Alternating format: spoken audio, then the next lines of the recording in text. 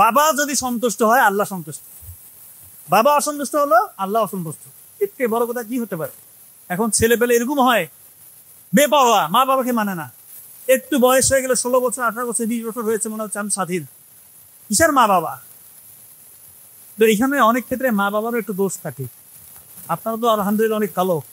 আমরা এরকম দেখি যে মা টিকটক করতেছে, বাবা ভিডিও করতেছে, সেই সন্তান এটা দেখে দেখে বড় হচ্ছে। কি হবে? এই সন্তানের কাছে আপনি কি আশা করেন? এই সন্তানের কাছে ভালো কিছু আশা করবে? আপনি একটা সুস্থ শৃঙ্খল পরিবেশ তাকে উপহার দেন, এমন একটা পরিবার গঠন করেন যেখানে বাচ্চা কাছে আপনাকে দেখে শিখবে। আপনি বাবা নামাজে গেলে 7 বছর হয়ে গেলে আপনি বাচ্চাকে নিয়ে চলে যান মসজিদে, মা বাসায় চিল্লাহাল্লা করবেন না, মোবাইলে আজে বাজে জিনিস দেখবেন না, ওই যে সিরিয়াল টিরিয়াল দেখবেন না, এগুলা পাশের বাড়ির মহিলার কোনো বদনাম করবেন না, গীবত করবেন না, সমালোচনা করবেন না। এগুলো দেখে আপনার সন্তান সুশিক্ষা সুশিক্ষিত হবে। সে দেখবে যে কিরে, সে ওর মাথার মধ্যে আসবেই না। তাই আমার মা বাবা এত ভালো, সবসময় ভালো কথা বলে, অন্যের উপকার করে, কারো কোনো ক্ষতি কখনো করে না। তো এই সন্তানটা দেখবেন মানুষের মতো মানুষ হবে।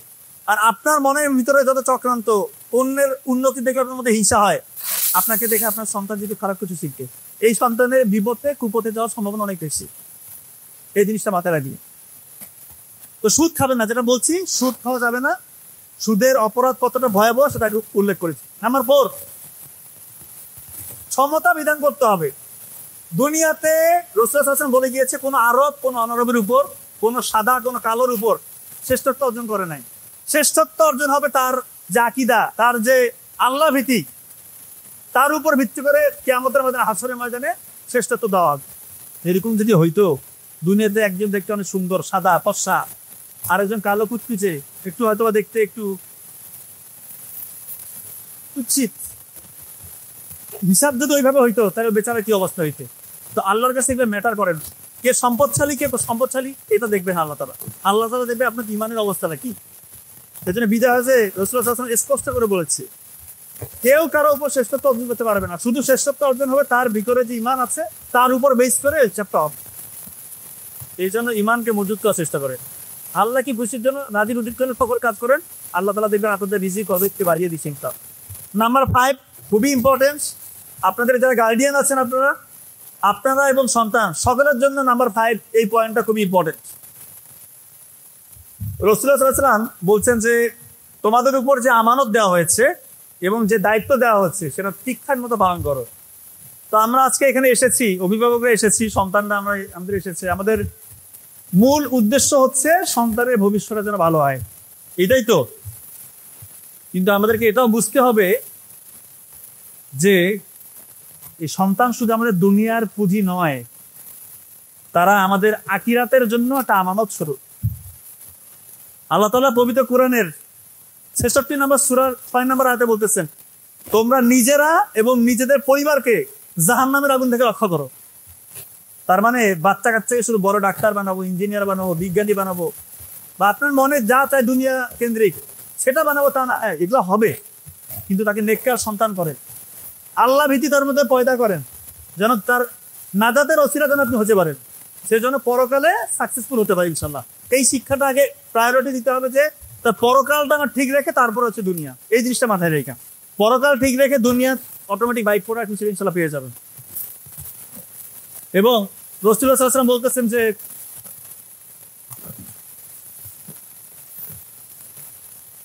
তোমাদের প্রত্যেক সন্তান এবং পরিবারের সদস্য এরা হচ্ছে তোমাদের অধীনস্থ, এবং তোমরা হচ্ছে প্রত্যেক পরিবারের নেতা, এবং তোমাদের অধীনস্থদের ব্যাপারে তোমাদেরকে জিজ্ঞাসা করা হয়।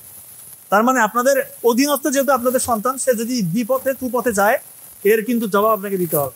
তো এই জন্য সব থেকে বড় যে চ্যালেঞ্জটা আমি মনে করি, ছোটবেলায় আমরা ভুলটা করি, এই যে মোবাইলের ইন্টারনেটের সাথে তাকে একটা কানেকশন আমরা দিয়ে দিই। প্রথমে দিয়ে দিচ্ছি কার্টুন, এরপরে সে ইচ্ছে মতো যখন একটু বড় হচ্ছে সে ব্রাউজিংটা শিখে নিচ্ছে। ইন্টারনেটের সাথে যখন সে পরিচিত হয়ে যাচ্ছে তখন সে অযাচিত জিনিসগুলো তার না চাইতেও সে তার চোখের সামনে চলে আসতেছে।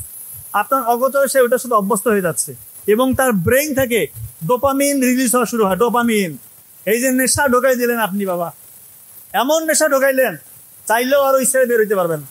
প্রথমে গোপনে করবে সব। আপনার অগোচরে সে মোবাইল থেকে যত ডোপামিন বের করার স্কোপ আছে সেটা অশ্লীল ভিডিও হোক, জুয়া হোক, খারাপ যে কোনো পন্থা হোক, যে কোনো আনইউজুয়াল জিনিস থেকে, যে কোনো খারাপ পন্থা, যতগুলো খারাপ কাজ দুনিয়াতে আছে, এগুলো যখন আপনি করবেন আপনার ডোপামিন বেশি বেশি রিলিজ হবে। আর ডোপামিন যখন একবার আপনার ব্রেন থেকে রিলিজ হওয়া শুরু হবে, আপনি যখন এটার সাথে অভ্যস্ত হয়ে যাবেন, তখন আর আপনার ভালো কাজে ভালো লাগবে না। ওই সন্তান থেকে বাবা মার সাথে গল্প করতে ভালো লাগবে না, তার লেখাপড়া করতে ভালো লাগবে না, আল্লাহর সাথে যে কানেকশনের ব্যাপার, সেজদায় গিয়ে যে একটু কান্নাকাটি করবে, ওইটা তার ভালো লাগবে না। কারণ তার হাই ডোপামিন রিলিজ দরকার। হাই ডোপামিন কোথায় রিলিজ হবে? ওই যে মোবাইলের পর্নোগ্রাফি দেখতে হবে, তার জুয়া খেলতে হবে, মানে এক কথায় আনইউজুয়াল যত ব্যাপার আছে দুনিয়াতে, এগুলো যখন সে করবে তখন ওর ডোপামিনটা রিলিজ হবে। এবং এইটাতে আপনি অভ্যস্ত করে দিলেন ছোটবেলায়, তাকে কার্টুন দিয়ে। এই ভুলটা করবেন না। বাচ্চা কাচ্চাকে দয়া করে মোবাইল ফোনটা দিবেন না। এইটা হচ্ছে সব থেকে বড় গুরুত্ব আপনাদের জন্য। একজন বাবার কাছে, একজন বাবার পক্ষ থেকে তার সন্তানের জন্য সব থেকে বড় দান কোনটা জানেন? সৎ চরিত্র। এটা রাসূলুল্লাহ সাল্লাল্লাহু আলাইহি ওয়াসাল্লাম বলেছেন। আপনারা আপনাদের সন্তানকে সৎ চরিত্র বানান। বিশ্বাস করেন না, টাকা পয়সা ডাজেন্ট ম্যাটার। এগুলা হইলে ভালো, না হইলেও ভালো, আমার আখিরাতের জন্য ঠিক থাকে।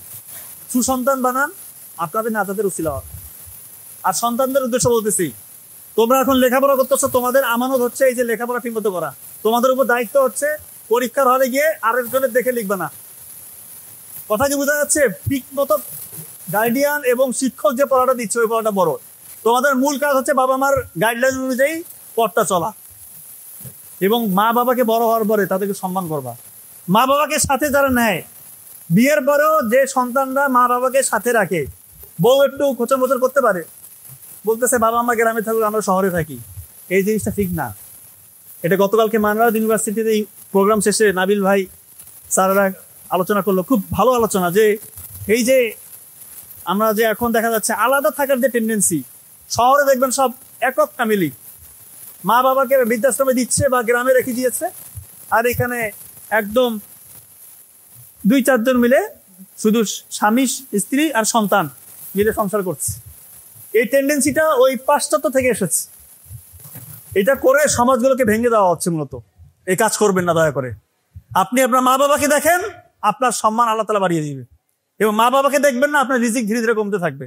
বিশ্বাস করেন, আপনি আপনার মা বাবাকে দেখবেন না, বৃদ্ধ বয়সে আপনার সন্তান দেখবে যে আপনাকে দেখবে না। এই বিষয়টা মাথায় রাখবেন। নাম্বার 6, শয়তানের প্রলোভনে পা ফেলবে না। তো শয়তান কিন্তু একেবারে একজন মানুষকে বিপদে দেয় না, সে ধীরে ধীরে অসহসা দিয়ে একজন মানুষকে বিপদে কুপথে নিয়ে আসে। একজন শয়তান প্রথমে আপনাকে বলবে না যে তুমি সুদ খাও, ঘুষ খাও, জেনা করো।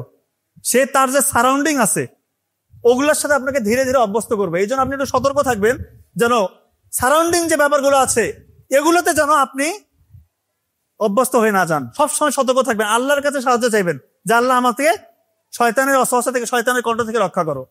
কারণ একবারে কোনো কিছু হয় না, শয়তান খুবই চালাক। শয়তান এমন সূক্ষ্মভাবে কাজ করে আপনার চিন্তার বাইরে। এই জন্য এর যে ব্যারিয়ার, এই যে চতুর্মুখী যে সারাউন্ডিংটা আছে, এইটা থেকে দূরে থাকবেন। নাটক সিনেমা কখনো দেখবেন না, ওইটা দেখলে আপনি আলটিমেটলি শেষ দিকে আল্লাহ মাফ করে জেনা আপনার দ্বারা হয়ে যেতে পারে। এই জন্য চোখ দিয়ে খারাপ কোনো কিছু দেখা যাবে না, অন্তর দিয়ে খারাপ কিছু কল্পনা করা যাবে না। এবং আপনার যারা চাকরিজীবী, বড় কোনো সুযোগ পাচ্ছেন, হয়তো বা ছোটখাটো সুযোগ প্রথমে আসবে, আপনারা কখনো এগুলো লুকে নেবেন না। একদম 1 টাকা হারাম খাবেন না, দেখবেন যে ইনশাল্লাহ আল্লাহ তাআলা আপনাকে রক্ষা করবে। নাম্বার 7, কোরআন এবং রাসূলুল্লাহ সাল্লাল্লাহু আলাইহি ওয়াসাল্লামের যে সুন্নত, এটাকে আঁকড়ে ধরতে হবে। কোরআনে যা কিছু এসেছে আপনি তো সব জানবেন না, যতটুকু এ পর্যন্ত আপনি জেনেছেন, শিখছেন, জানছেন, এগুলো আপনি মেনে চলেন। ইনশাআল্লাহ আল্লাহ তাআলা তো আপনাকে আপনার থেকে ভালো করে জানে। তো আপনার জন্য কোনটা মঙ্গলজনক, কোনটা অমঙ্গলজনক, এটা আল্লাহ তাআলা কোরআনে বলে দিয়েছে। শুধু নিয়তটা ঠিক করেন। দেখেন, একটা পশু আল্লাহর নামে জবাই করলে এটা হালাল হয়ে যায়, একই পশু আল্লাহর নামে জবাই না করলে এটা হারাম হয়ে যাচ্ছে। ইসলাম কিন্তু দেখেন, আপনি পথ চলতে শুধু নিয়তটা ঠিক করবেন। এই যে পানি পান করেন বিসমিল্লাহ বলে, খাবারটা চিবিয়ে খাবেন, কারণ রাসূলুল্লাহ সাল্লাল্লাহু আলাইহি ওয়াসাল্লাম আপনাকে শিখিয়ে দিয়েছে। একই জিনিস, হয়তো আপনি চিবিয়ে খাচ্ছেন, বিসমিল্লাহ না বললেন, এটা থেকে সোয়াবটা পেলেন না। তো যেটা আপনি শিখেছেন, জেনেছেন, শুধু নিয়তটা ঠিক করেন, এখান থেকে সোয়াব পাবেন। সর্বশেষ যে পয়েন্ট, পরকালের জবাবদিহিতার জন্য সবসময় প্রস্তুত থাকতে হবে। উমর রাদিয়াল্লাহু আনহু বলেছেন যে তোমরা মরার আগে বারবার মরো, এই কথা আপনারা জানেন। তো একবার মৃত্যু হওয়ার আগে বারবার মৃত্যুর কথা কেন বলেছে? তোমরা প্রতিনিয়ত তোমাদের হিসাব নিকাশ নিজে কয়েকবার করার চেষ্টা করো। তুমি কি আমল করছো, তোমার যতদূর মনে পড়ে, কি খারাপ কাজ করছো, নিজে একটু নিজে দাড়িপাল্লার মতো ওজন দাও, এবং হিসাবটা যদি তুমি করো, কি রকমের হিসাবের আপনি শাস্তির বিধান করবেন নাকি তাকে জান্নাত দিবেন, আপনি নিজে একটু দেখেন তো। আপনার আমলনামাটা আপনি নিজে দেখেন, যতটা আপনার মনে পড়ে খারাপ কাজ কতগুলো করছেন আর ভালো কাজ কতগুলো করেছেন। আমার তো মনে হয় আমাদের খারাপের পাল্লাটা ভারী হবে। এর জন্য জবাবদিহিতার যেহেতু একটা ব্যবস্থা আছে, পরকালের অবস্থা কিন্তু ভয়াবহ হইতে পারে, আল্লাহ মাফ করুক। এই জন্য পরকালের কথা বারবার চিন্তা করতে হবে। এর জন্য আমি বারবার বলি যে কবরস্থানে যাবেন, নিকটস্থ কবরস্থানে যাওয়ার চেষ্টা করবেন। দেখবেন যে ওইখানে হয়তো আপনার সাথে চলছে ফিরছে, আপনার নিকট কেউ কবরে শুয়ে আছে, আজকে আপনার অবস্থান ওখানে হইতে পারতো, আল্লাহ তাআলা আপনাকে বাঁচিয়ে রেখেছে। এই জন্য এখন থেকে আল্লাহর নিয়ামত, আল্লাহর শুকরিয়া জ্ঞাপন করেন, অন্যকে ঠকাবেন না, অন্যের হক নষ্ট করবেন না, সবসময় সৎ থাকার চেষ্টা করবেন, সুসন্তান গঠন করবেন, আল্লাহকে ভয় করে চলবেন, চোখের হেফাজত করবেন, সুদ খাবেন না, ঘুষ খাবেন না, অন্যায় করবেন না, অন্য কাউকে ক্ষতি করবেন না। দেখবেন যে এই জীবন তো চলে যাবে এবং ইনশাআল্লাহ পরকালে আপনার জন্য আল্লাহ তাআলা হয়তো জান্নাতের দুয়ারগুলো খুলে দিবে ইনশাআল্লাহ। তো আশা করছি আপনারা সবাই আমার এই সংক্ষিপ্ত আলোচনা থেকে যতটুকু বলেছি এর একটুও যদি ধারণ করতে পারেন, আশা করি আপনাদের দিক পজিটিভ দিকে একটু হলেও ডাইভার্ট হওয়ার সম্ভাবনা ইনশাআল্লাহ তৈরি হয়ে যাবে। তা আমার জন্য সবাই দোয়া করবেন, সবাই ভালো থাকবেন। আসসালামু আলাইকুম ওয়া রাহমাতুল্লাহ।